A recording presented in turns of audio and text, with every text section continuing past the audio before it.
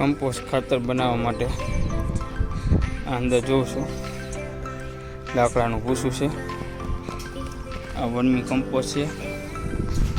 હવે આમાં આપણે વર્મી કમ્પોસ્ટ નાખશું.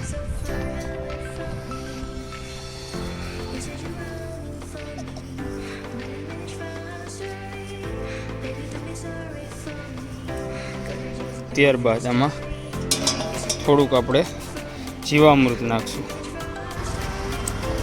આ છે આપણું જીવામૃત, જે આપણે જે કમ્પોસ્ટ બનાવવાનું છે ખાતર એમાં 5 થી 10 લીટર રેડશું.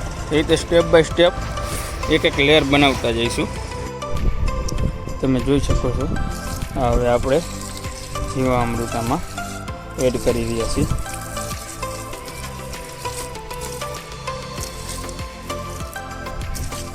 ને થોડીક ખેતરની માટી પણ નાખશું. જોઈ શકો છો મિત્રો, આ આપણે બીજી લેયર કમ્પ્લીટ કરી છે.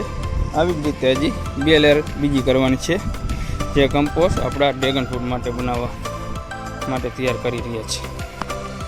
જોઈ શકો છો મિત્રો તમે. હવે આ કમ્પોસ્ટ ખાતર આપણે 4 લેયરમાં કમ્પ્લીટ કર્યું છે. હવે આને બાચકાના મદદથી ઢાંકી દઈશું. આ કમસે કમ 40 થી 45 દિવસમાં રેડી થઈ જાય છે, જે આપણા ડ્રેગન ફ્રૂટ માટે સંપૂર્ણ પોષક તત્વોમાં આવી જશે. નાઇટ્રોજન, પોટાશ, 18 એલિમેન્ટ, કોપર, ઝીંક, આયરન અને અમુક જે સજીવ બેક્ટેરિયા પણ આમાં ઉપલબ્ધ હશે. હવે આપણે આ કમ્પોસ્ટને ઢાંકી દઈશું.